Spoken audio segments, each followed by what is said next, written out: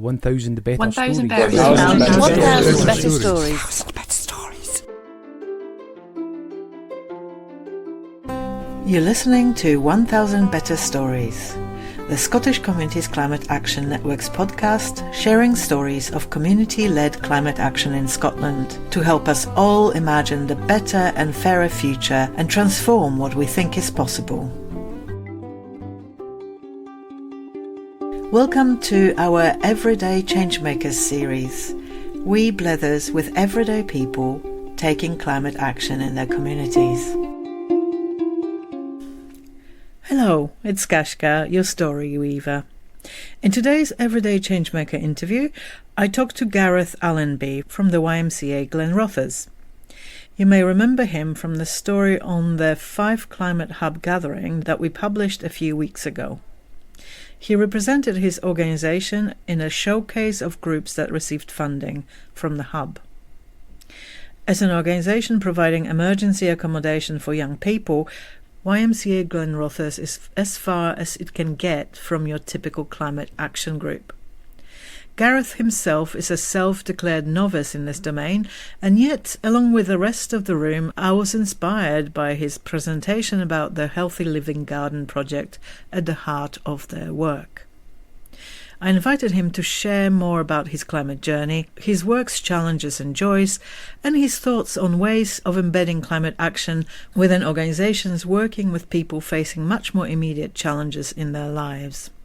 I was disappointed not to be able to visit the Healthy Living Garden in person, and we were forced to record the interview online. Gareth's setup did not quite work as it should, so apologies for the slightly poorer sound quality this time. My name is Gareth Allenby and I'm a service manager for YMCA Glenrothes. We are one of Five's largest homeless support and prevention providers, and so we assist those who are faced with homelessness, who indeed are in crisis and need homeless accommodation. And obviously we look to support those to prevent homelessness happening in the first place. So we're based in Glenrothes, but we have property that we manage in the surrounding areas. And tell me about a favourite place where you live, or maybe a favourite part of the project you're involved in. So my favourite place within our accommodation setting is our community garden. We have a healthy living garden. And to kind of give you context, it was kind of tarmac, grass, it was kind of overgrown. It was a place that people didn't really have a lot of pride in. So for me as a service manager, I'm so fortunate because it's literally right outside my window is our healthy living garden. That has been years in planning, but hours in terms of managing it and putting, literally spades in the ground and converting that area. So that's absolutely my favourite place. And it's actually one of my most favourite places in the area because you can see it growing day by day, which sounds bizarre for a garden, but it's true. We have lots of volunteers and lots of young people and more mature people and staff and other agencies who just use that garden as a place to relax and unwind in. And I think that for me is incredibly powerful. It's a brilliant place to be. And one of the things that I love to get away from is, clinical work. For me, it's about being outdoors. If we're outdoors, it's going to improve our mental health. It's going to do all the stuff that we actually don't really think about, but we actually need as people. So our Healthy Living Garden, if you've never been to it, is the place to come to. It's a lovely wee setting. How did you get involved personally in community action, and especially in climate action? You're a self-confessed novice on community climate action stage. What brought you into that space? Yeah, I mean, climate action is clearly something that's been spoken about for a number of years. It's not something that I ever had a knowledge base on. I mean, like everybody else, you rely on social media, you rely on what you see in the telly, and I think we've all listened to David Attenborough over the years talking about these things. But for me, as a father of 2 young girls, I became quite aware of it when, young girls at 5 and 6 years old start to ask you the questions where you don't necessarily have the answers to. And my eldest child started actually a project at primary school, which was called Holly's Project. And that was about cleaning up and tidying up rubbish around the school in our local area in Fife. What I wasn't aware of was how much that impacted my daughter when she was talking about it. And what was really funny is I was invited in to speak to the head teacher, and I'm thinking, as a parent, is there something going on here? And it was because the wee one was really upset about how much rubbish was strewn around outside the playground. And so I had this brilliant conversation. He's got a really proactive teacher. And so that's when Holly's project started. And it literally was all the parents and kids doing it. So it was fabulous. And she became a young ambassador as well in terms of climate action activities. But when we got home, and then that's where you're a parent and you have that conversation with your child about pride. And she said, well, that's the thing, Dad. I was really worried about the rabbits. And I said, oh. And she went, and the vampires. And I thought, okay. There's a 5-year-old brain, you know. There you go. Yeah, they connect all sorts of weird things together. I was incredibly proud, obviously, but it also kind of triggered me as an individual to think, why are we not all doing something? Because it doesn't have to be, you know, in terms of climate activities, it doesn't have to just be recycling and being a good neighbour, and it doesn't have to be the extreme in terms of, you know, what social media portrays, you know, certain activism, etc., being part of. But we can actually all take a bit of pride in terms of where we're living. And so for me, that's where it kind of really resonated with me personally. And then throughout my career, and then moving to the organisation that I'm in at the moment, we've got a real impact and a real opportunity to make those kind of subtle changes. So my journey is certainly not one from expert to carrying out specific tasks or putting forward my ideas or that creation of knowledge base. It's really just about giving people opportunities. If people see the benefits in terms of what you're all trying to achieve, and it becomes real for people, then that's how we can all make a change in the community. So you've been involved in developing a healthy living garden at the YMCA emergency accommodation in Glenrothes, and you already said this is your favourite place. So based on that experience, have you developed a liking to a particular plant or vegetable? Well, it's an interesting question because I'm not green-fingered at all, but I do love food. And I love the idea that you can grow things and then make lovely meals about. For me, some of the produce that we get out of our garden is superb. I have to say a personal favourite for me is the tomatoes and sweet peas. However, you have to kind of be quick because they tend to be the first thing to go, because I think people snack on them whilst they're harvesting them. A wonderful thing for me being a manager, homeless provision, was that, just to share a brief story with you, which I thought was wonderful, which was the end of last summer, where I was asked to go outside. You've still got a manager head on in terms of, you know, why you've been invited out. And the one thing for me was that I was clearly judging a coleslaw making competition. And that's pretty powerful in terms of real community impact, that we've got, you know, several people obviously learning the skills to create their own food, which we know obviously can have impact in the higher strategy level in terms of reducing poverty, etc.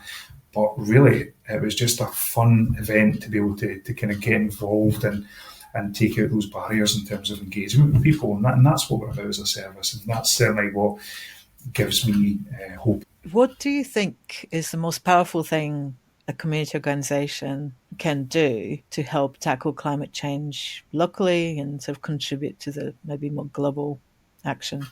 I think the biggest thing for me is actually we have really good overarching policies, we've got visions, we've got creation of action plans, but the only way we're actually going to make real change is by listening to the people that it affects on a day-to-day basis and allow their voices to be heard.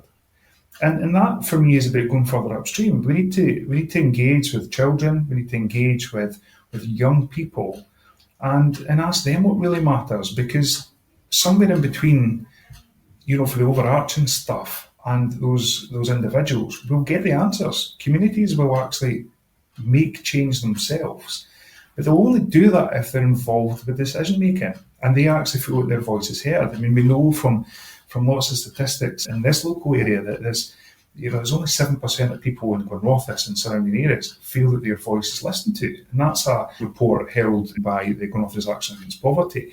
If we can actually inspire people and be role models based upon what they want, then that's how we make change in the community. It's not terribly complicated, but what it needs is to basically step in and deliver services in the community itself.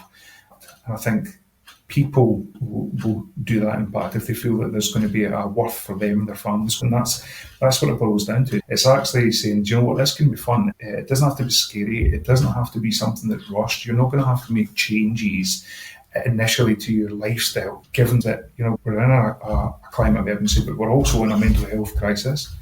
We're in a housing emergency in the area. We've also got real mental health issues and issues in terms of provision and support. But if we can actually just be there and share a smile and make coleslaw together, then do you know what? People start to help themselves and people start to feel that they're part of the community. And that's what we need to get back to. As I explained earlier, we do have this section of jargon busting in terms of community climate action. And I asked you to have a think about a word or a phrase that you've come across in your engagement with community climate action in this whole area. Yeah, I've thought long and hard about this, but in actual fact, it's not necessarily an individual phrase. It's how the whole process is put forward. I think what we see on a day-to-day basis in our media and social media is that we've got two sides. We've got clearly that really passionate activism in terms of we need to do things now. And I absolutely agree with that.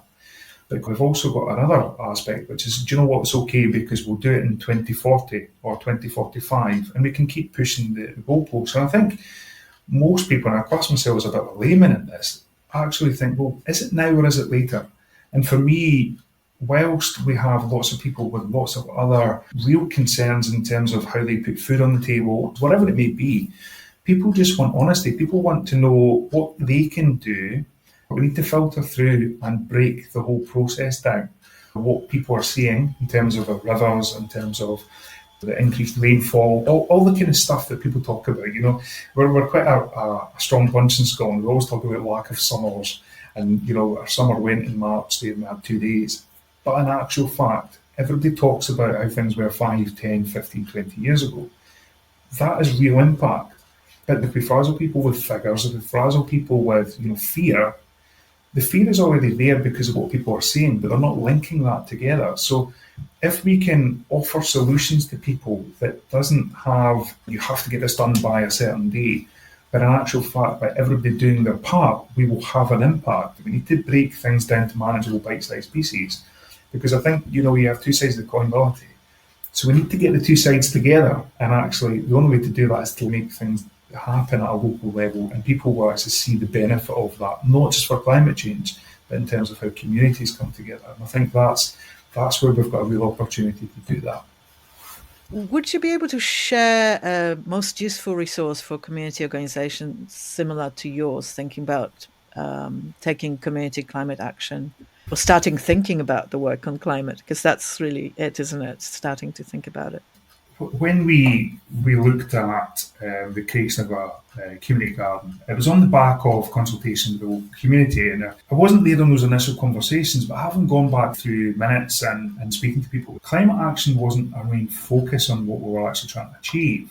And I think that's quite interesting, because what we were actually trying to achieve was about increasing growing spaces, we were increasing opportunities for young people, and obviously within the homeless provision, it was about really embracing community coming into the service, rather than it being a case of we have to reintegrate people from homeless accommodation into the community, when the facts are that people are already there. So we looked at how we could reduce mental health, how we could offer calm spaces. As an organisation, we're massive advocates in terms of doing everything through a trauma lens. And what that really means is giving people opportunity to have choice, to give somebody a safe space where they can build those trusting relationships, so we can collaborate with them in terms of how their journey looks and what their priorities and wishes are. So when we looked at that creation of the community garden, what's interesting is that all of those themes come into climate action. And so therefore, when we started creating spaces where people could grow vegetables and fruit and what have you, it kind of all links together. So it wasn't necessarily a brainwave moment, but it was certainly, do you know what, in actual fact, we can make real change at this point. We can give people resources and tools, and we can, obviously reduce costs, because people are going to be able to grow their own food and take those skills forward. So I think for me, it's about, in actual fact, it doesn't have to be terribly complicated. It can be something small, and it can actually not necessarily be climate action that's the target. It's something else that can filter into climate action. A lot of services are doing really powerful work across the area. But in actual fact, if they link that into climate action in terms of what their organisation can do, they can build on that. They can learn off organisations who are in the community and supporting them. And for me, it's not want to call anything political, but we are better together. If we collaborate rather than have conflict. And unfortunately, the world, in terms of funding opportunities, there is this kind of dog-eat-dog society. Do you know what? If an organisation is doing something well, learn off of them. And for me, that's as a service, we're more than happy to share what we've done, because we certainly pick the brains of the experts out there. So it's an opportunity. You can start small with small projects. Even one of the things that we did in the accommodation was really look at our recycling and our impact in terms of that. And part of that was to do with climate activities, but the second thing was because of the sheer volume that we were producing as an organisation. But in actual fact, what we're really doing is reducing our carbon footprint. We're increasing the ability for people to recycle, people that care about it. We incentivise flats and people to do that. And lo and behold, we've reduced our landfill by at least 60-70% over every year as we go forward. Now, that's massive as an organisation that has 210, 220 people a year coming through the door. So small things can have a real impact, and I think that's the best thing about community working is learn from each other, and it's and do you know what, will not go far wrong. That's what I think. What is your personal motto? There's probably been a fair few over the years, but for me, you haven't failed if you keep trying. I hate the word failure. For me, it's an opportunity to learn. That's something that, unfortunately, as a dad of two wee girls, it's always try your best. You haven't failed unless you just give up, because it doesn't matter what you do. Just keep trying. And if you keep trying, you'll stay positive and you won't worry, because we all make mistakes. That's the reality of it. You sort of touched on it, I think, a little bit, but I have a question relating to your organisation as not being a typical group involved in community climate action. And there is a perception that organizations like yours or people that you support are not currently concerned or engaged around climate issues. And yet they're most likely to be affected by them. Can you share your thoughts on this? You're absolutely right. The reality is, when we have somebody who's coming in crisis, and we know that in actual fact homelessness is a symptom of root causes. That's just the reality of what we deal with. So for us, very, very quickly hammering home about climate action activities and what we're doing is not the right way to play it. But the reality is that, we need to give more credit to people. People are incredibly resilient. They're the creation of their own journeys. And because we create what I'd hope is a safe space, that people can have those conversations and they can get involved with garden groups, activities, outdoor walking, beach clearances, because we try and get away from clinical support. We try and look at kind of peripatetic support so that people through their journey, however long they're here, if we can improve somebody's journey by 5% whilst they're here, then, we're doing something right. And we deal with a lot of people who are trauma-soaked, who haven't really necessarily built up those community relationships or have been let down by community relationships. As a service, what we're trying to achieve is to say, breathe, we're here to listen to you. But if we can actually do that process whilst people are learning different things and doing that in an enjoyable way and in a practical way, then that's what we're trying to achieve. If we can lead by example, we can show a level of kind of role models within the community in terms of how things look and how we're trying to shape things. And so it's small changes, but we also have a great impact in terms of the number of people who access the service. So it's maybe not a priority, but it's certainly something that is a priority for us as an organisation to, like we do with lots of other things, to at least offer it as an opportunity in terms of education, and then kind of hopefully that kind of builds in the community as well.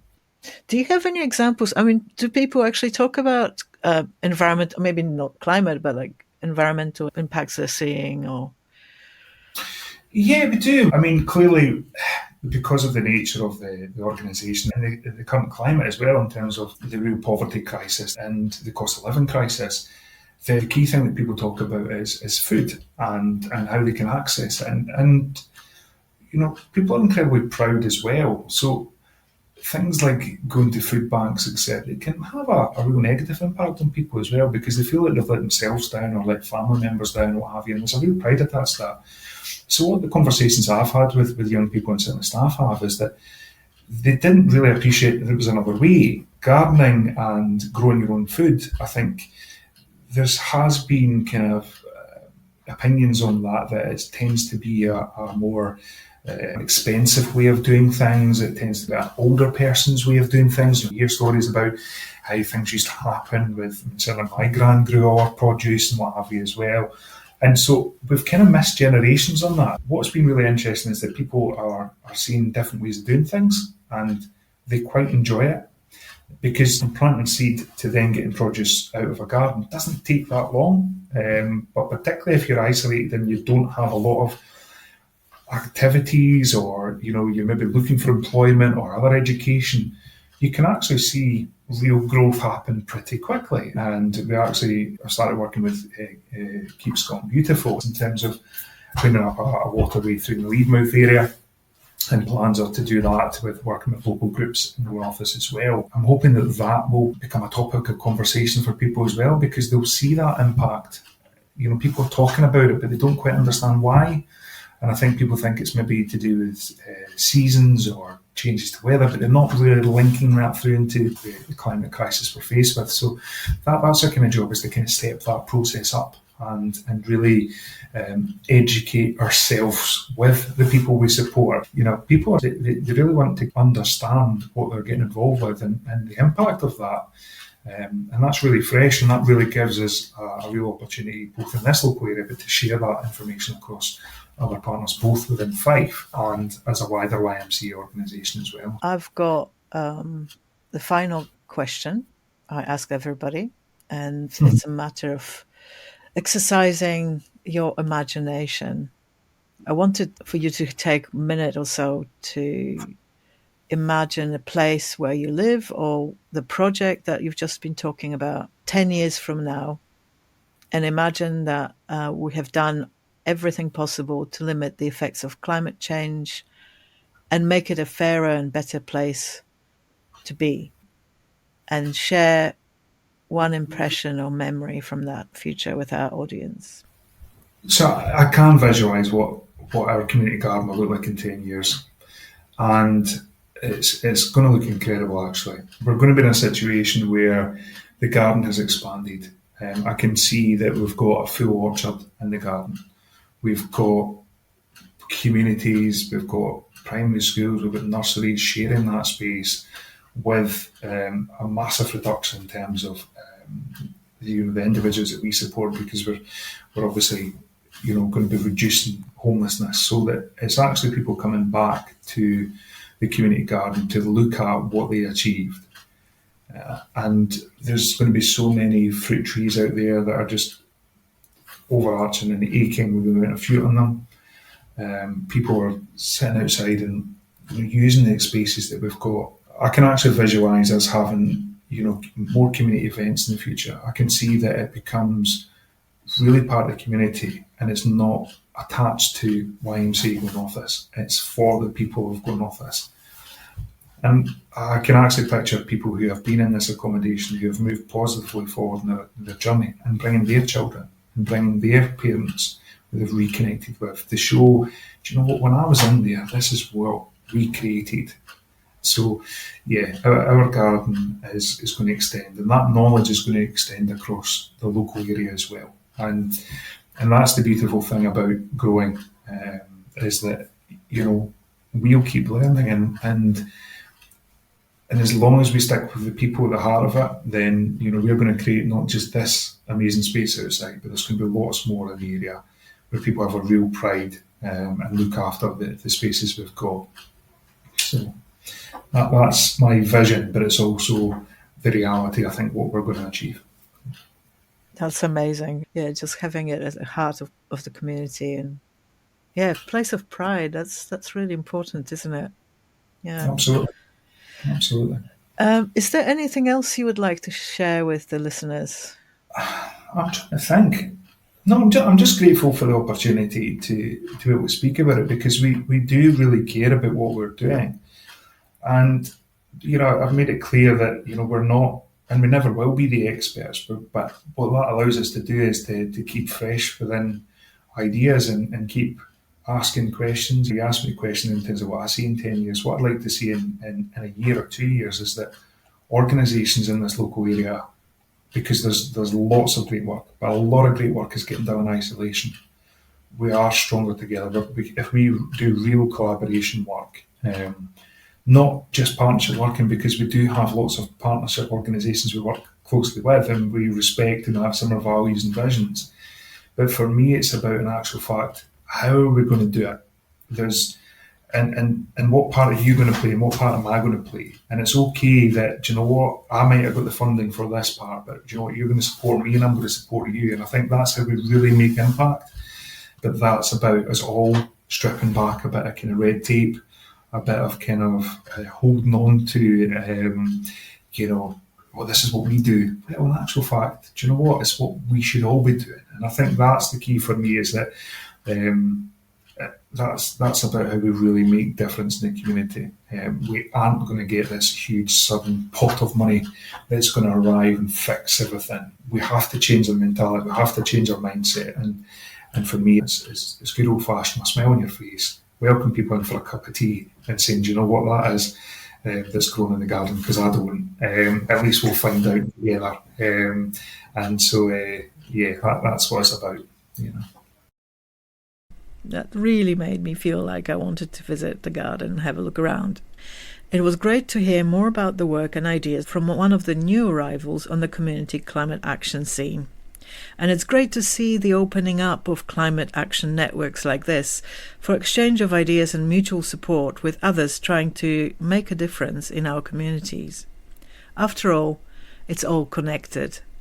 We'd love to share more of such stories, so please do get in touch with stories@scan.scot with your suggestions.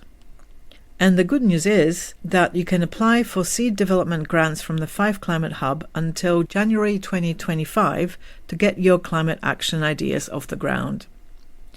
You can find all the information on the Hub website. Similar grants are available from many of the other regional climate hubs as well. Look out for our next story on the Go Tory event from Aberdeen and other good things that are coming out of the Tory People's Assembly a year ago. In the meantime, you can catch up on what went on at the Tory Assembly itself by listening to our story about the event. I linked it in the episode notes for you alongside all the other relevant resources. Thanks for listening. If you enjoyed this episode, please give it a like and share it with others. It'll really help us reach a wider audience. If something exciting is happening in your own community, be sure to let us know so that we can help you tell your own story. You can drop our story weavers a line at stories@scan.scot. It's scan, SCCAN, .scot, SCOT. We also offer training and mini-grant support to community storytellers. To keep up to date with our offerings and everything Scan, check out our website at scan.scot or find us on Twitter, Facebook or Instagram, or simply sign up to the newsletter.